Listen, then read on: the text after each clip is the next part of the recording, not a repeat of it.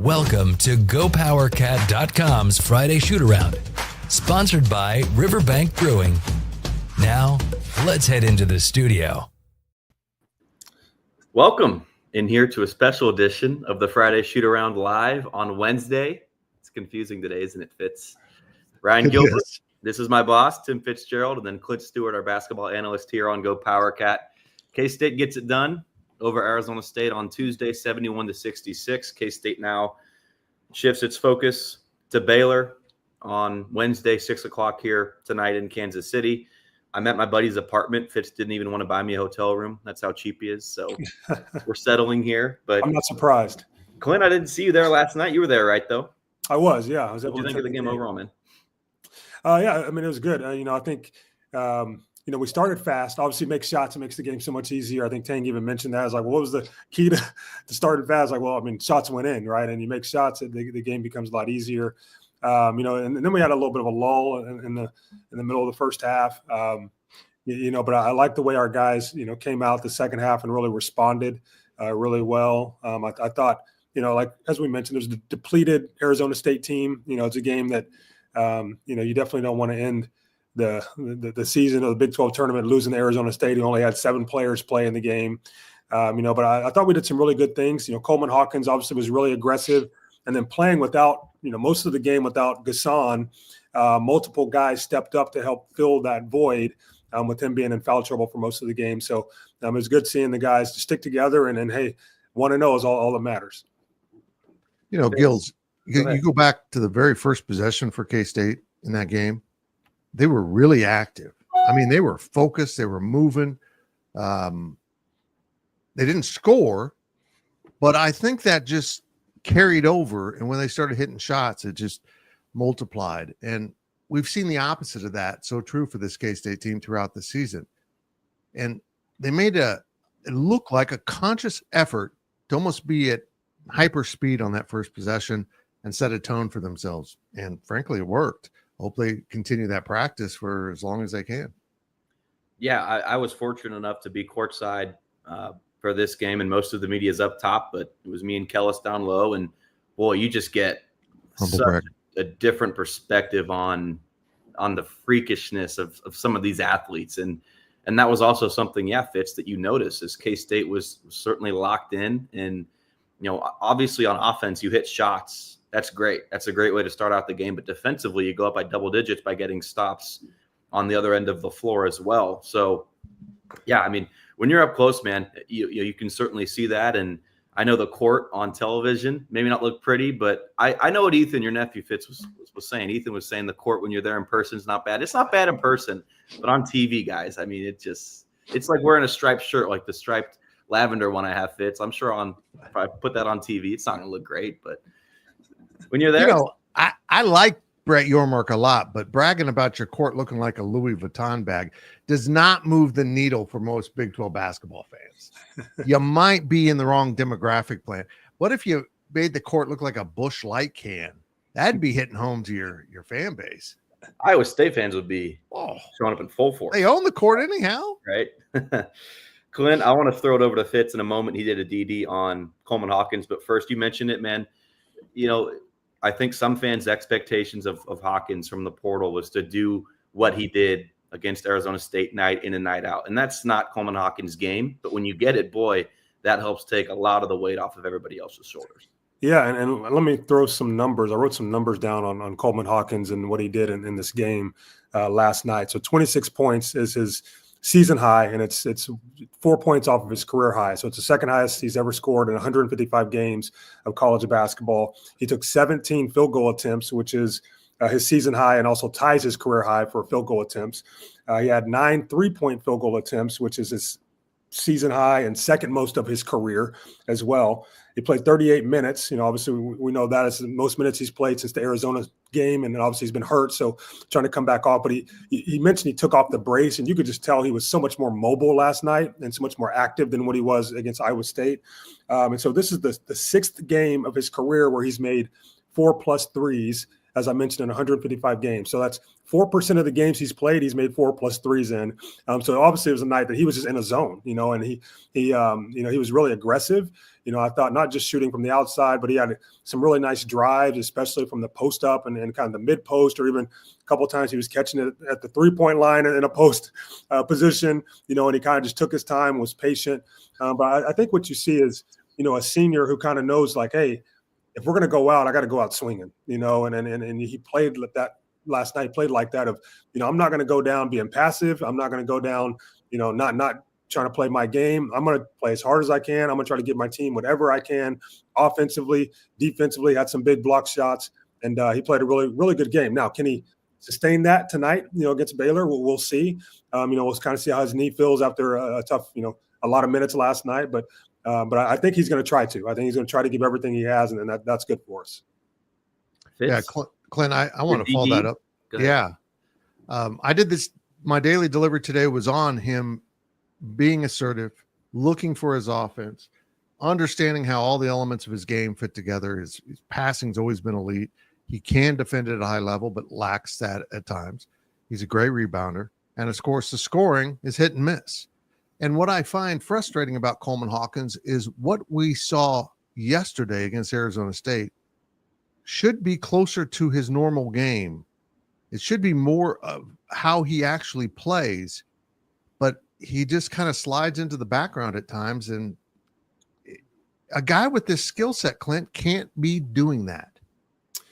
Well, I think for him he is a very unselfish individual, right? And I know Coach Tang has talked to him about being more selfish, and I'm the same way. I'm a very unselfish. When I was a point guard, I look to pass the basketball, get other people involved, and I think he has that kind of mindset where we need him to be aggressive, and it doesn't mean he has to go score 26 points, but he needs to be aggressive of getting to the basket. We don't have a lot of we don't get to the free throw line very well, right? And I think he's one guy that can utilize his size to get in there and try to get to the free throw line. And so, it's part of the game that we need him to be aggressive. We need him to look for his shot. I think that also will help other people as well. And then hopefully, now that he had a taste of that and it went well, obviously against Arizona State. And like I said, everything's on the line, and so you have to go down swinging. Hopefully he'll have that same kind of mindset against Baylor and beyond. K-State had a fast start in this game. Clint, did Wildcats maybe take their foot off the gas a little bit, or did Arizona State just do a good job of punching back? Well, I think Arizona State made some shots, and we left some open shooters, and so they kind of got hot right at the middle of the first half after we kind of relaxed maybe a little bit. And Tang mentioned he thought we did a good job of running the shooters off the line, not giving them any catch and shoots. But during that little stretch there, I mean, they made 4 or 5 of them, and they were all catch and shoots. I mean, I won't say wide open, but definitely good shots for them and what they want to do. And so, we had a stretch where during that same stretch, it was just kind of tough for us to score. Doug had some looks at the rim that just didn't go in, and obviously he went back and forth with Coach Hurley a few times with some verbal words and got a technical foul. But I think it was just a combination of a couple of our shots didn't fall, and then defensively we gave up some good looks to Arizona State, and they made them at that point in time in the game. They didn't make them the entire stretch of the game, but at that point in time in the game, they made them.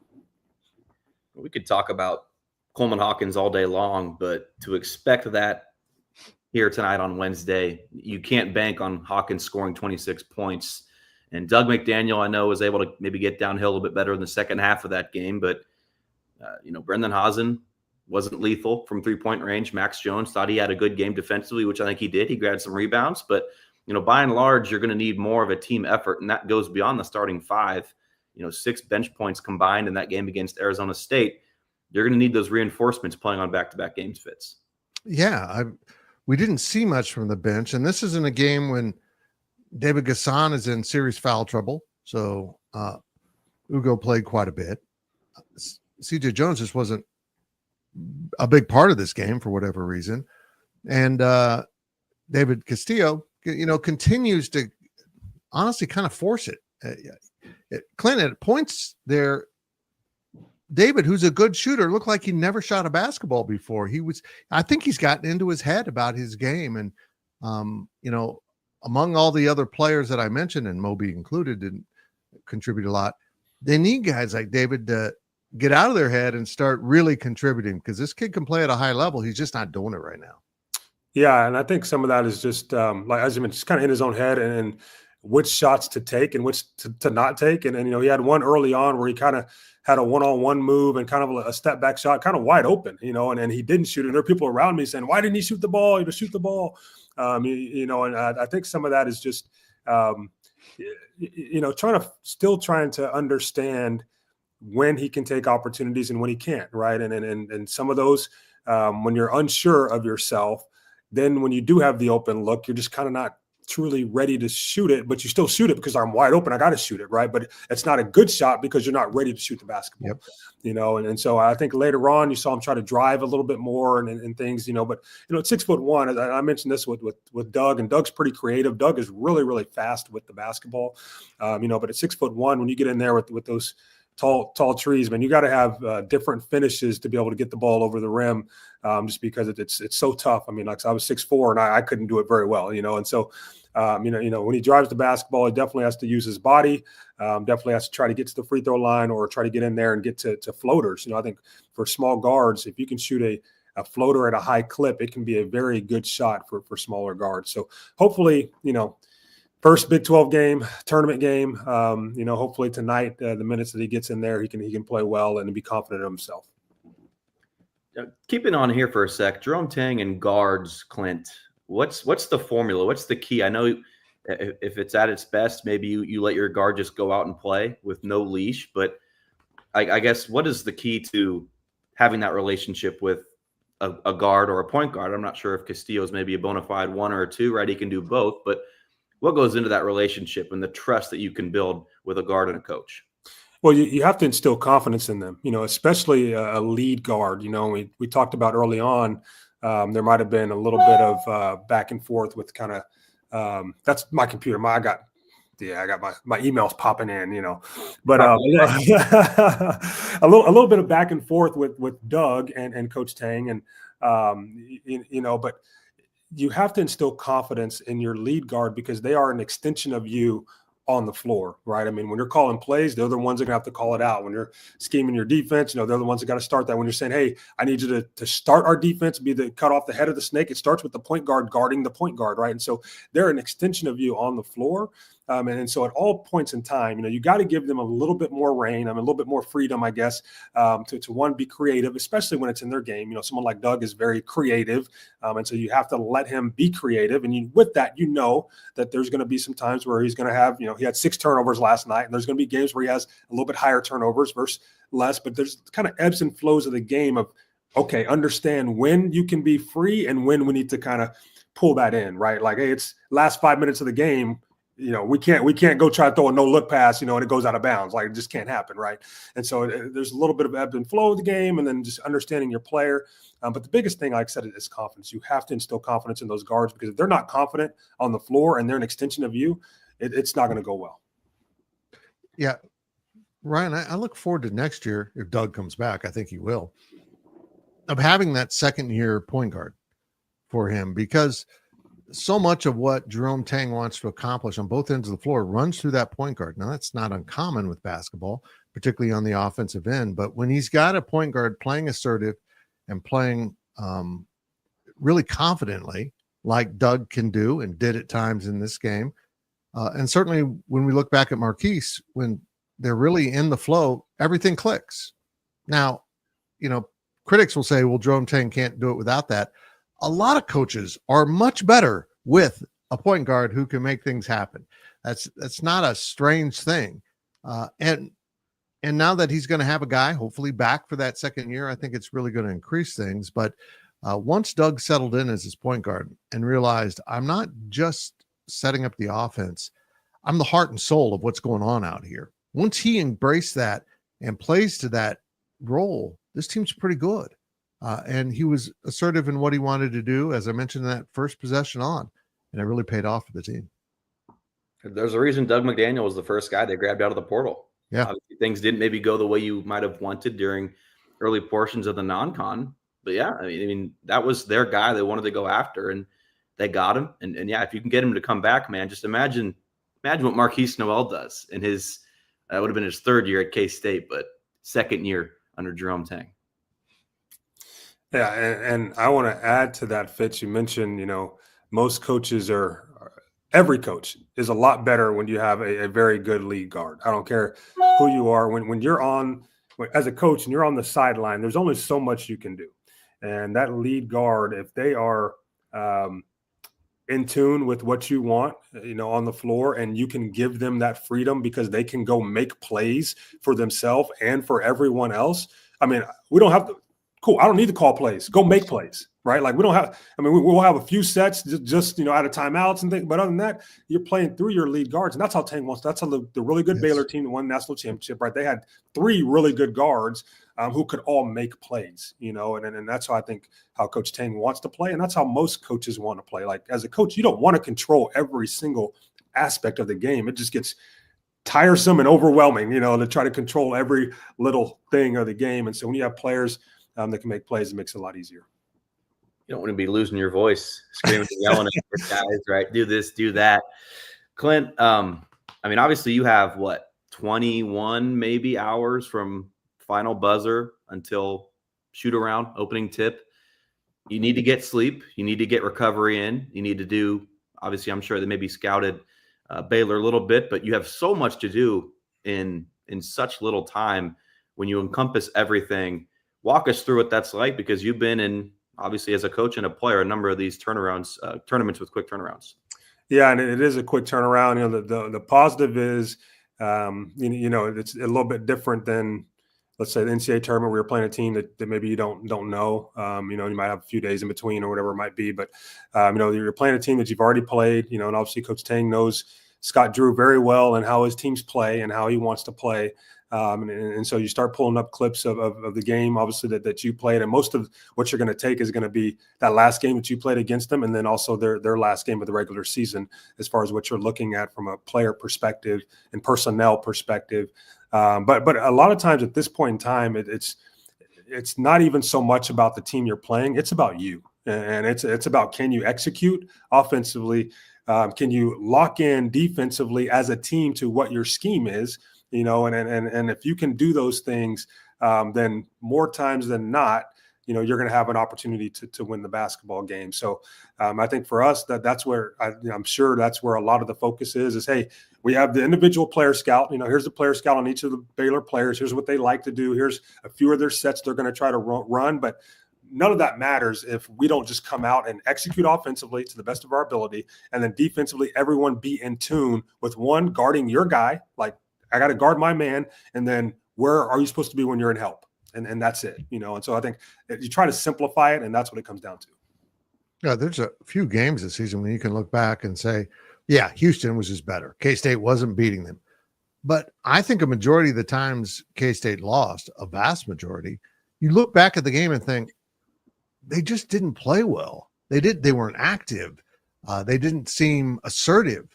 And that's what Jerome Tang said after the Iowa State game. The home loss on senior day was the guys just didn't have the energy. So that's all within your control. And that will remain in their control all week long as they keep winning in Kansas City. Now they will get worn down. I am worried about Coleman Hawkins. It's got apparently a hairline fracture is what he's now said in his tibia, which, was what I was told originally. Then they said it was a knee. That is just kind of hit and miss. You got a hairline fracture, it can sit perfectly fine and not hurt. And other times you can aggravate it. And boy, it's like a knife in the leg. So trying to keep him upright and healthy is going to be really important to this team. But they are so in control of themselves, they don't realize it. That when they play to the personality that they played to at one point this season, boys, they can beat anyone. Yeah. Maybe even Houston. That's how good they were playing at times. But they lose sight of that, and they aren't as active on offense. They aren't as assertive on offense, and they certainly aren't as dynamic defensively as when they won those 6 straight games, because they were so good on defense. It just started everything on the offensive end. David Castillo mentioned that, Clint, in the locker room, that K-State won 6 games earlier in the year, and they only got to do did that 5 times here in Kansas City, 1 down, 4 to go. So I'm encouraged with the locker room, right? And maybe the overall, like, it's easier. It's very easy to say, let's go win 5 games and let's do this, right? Everybody get up, let's go. Last year we saw K-State do it once. They beat Texas and then just came out and got bullied, beat up by Iowa State 24 hours later. I do feel kind of better, though, about this team, because you would assume, it sounds like the nucleus, the core of this team wants to come back, right? Last year you had such roster turnover that, during preparation for that tournament, I think a lot of guys maybe were eyeing the portal, how to foot out the door, things of that nature. So it seems like this team, though, is certainly just more connected. And I think the coaching staff's words have kind of resonated to their credit within this locker room. Fitz, I did want to ask you a question, Fitz, as an expert in laying on the couch and laying in bed, being lazy, absolutely nothing. What would be your advice to this team as it tries to rest and get ready for this game? I personally surf social media, which I don't think they should do. So that's a problem. Let me steal something from you and one of the wisest people I've ever met, Michael Beasley. Just sit around and watch SpongeBob. It'll clear the mind. It'll make you happy in your soul. It keeps things simple. Maybe some life lessons. It's not easy living at the bottom of the ocean. And just go from there. Immerse yourself in SpongeBob and the wonder of iPhones, which is the greatest. Clint, do you remember that moment? I do remember that moment. Yeah. But there is something to be said about Michael's always optimistic approach to opportunity. When he was faced a challenge or something, someone said you can't do that. Oh, Mike got interested, and that's really where this team needs to be. They need to rest up. They need to clear their mind, and then walk into T-Mobile like you're walking into the club, and you want all the ladies to notice you. This sounds like Brian Hanley advice, by the way. You're walking into the club. You own this joint. This isn't in the T-Mobile Center. This is Bramlage. Walk in there with confidence and look good, feel good, all that crap. I don't know anything about that, but it does apparently work. And I do think so much of this, again, is just how they want to approach it right here, and getting that rest and relaxation and maybe a little SpongeBob will really help this team. Well, I like how you say walk in with the confidence, because this game will be the most well-attended game so far in the tournament, right? Because we're playing at 6:00 and KU is playing at 8:30. So there should be a lot of people in the arena. And so you got to walk in and be ready to put on a show. And then that's what we got to go do tonight, is go put on a show against Baylor. Did you ever play 3 games in a row, 3 days in a row, like an MTE early on or in the Big 12 tournament at all? Man, I'd have to go back and look. I can't quite remember. I know in the Old Spy in Orlando, I think we only played 2 games. Vegas, I think we only played 2 games. Yeah. Vegas. Yeah. Alex and Frank took me to Vegas. I took the team to Vegas. Yeah, exactly. I'll have to go back and look. Yeah, I can't quite remember. Definitely 2, and I know in the Big 12 tournament, definitely 2, but I don't think we ever played 3. Okay. Does the fatigue and exhaustion, do you think it gets just exponentially more challenging to deal with, or is it just, hey, each game you get a little more gas out of your tank? Well, I think it's kind of a little more gas. I think too, just, you kind of get beat up. I mean, the season's long. And so you kind of come in this part of the season and guys are already, in the training room a little bit longer than what they were early on in the season. You just got some nicks and bruises you got to work through. And then each game you have, you might leave with, something new that's kind of tweaked or whatever it might be. And so during the season now, you still have, a couple days in between each games. You can kind of, all right, let me get my back right. Let me get my knees right. And I think at this point in time, obviously playing back to back, whatever it might be, you only got 24 hours to just kind of get that treatment that you might need to get ready for the next game. So I think that's probably the biggest thing is, you just hope you come out healthy and then whatever tweak you do have, hopefully, you can take some ibuprofen and you can roll right back out there the next day and be ready to play. Fitz, how do you see this one unfolding tonight against Baylor? This is a good matchup. These are coaches naturally who know probably what's coming. And I feel like the winner of this game, since Jerome Tang came to Kansas State, is the one who throws the other one curveballs that I didn't expect that, and does some things from the bench that allows their team to have the slightest advantage. This is a great matchup, really do. And if Coleman Hawkins plays to character, K-State's in good shape. But I'm going to emphasize this. If K-State wants to end the season 500 or above, they've got to win this, period. Because they're 16-16, and I don't think 16-17 gets you in any play. And I know the fans aren't excited about it, any of the available forms of postseason play. But I think this team is, Gills, and I think you saw that reflected in the locker room. So I think we're going to see some hunger from K-State. And if not, it'll be really disappointing. I think K-State is capable and should win this game if they come out in the right mindset and the energy that they need. K-State, you're playing on back-to-back nights. If K-State comes out flat-footed, tired, lethargic, and that's totally, I wouldn't be at all surprised, right? Like, that's going to be a factor. But you just played less than a day. You have momentum, right? You've played in T-Mobile not only once, but twice this season. You know what it's about. You're going to have a lot of purple. If you keep your momentum going, you can win. You can win games in this event, not just one, but multiple games moving forward. So that's the biggest key. Which direction does it go? Does fatigue play a factor in that previous game? Is that a negative for this team, or is it a positive? Do they use that and just keep on rolling? Clint, how do you see this one unfolding, and what are the keys to this game? Well, I think, Ryan, you mentioned Monday around, K-State has to make shots.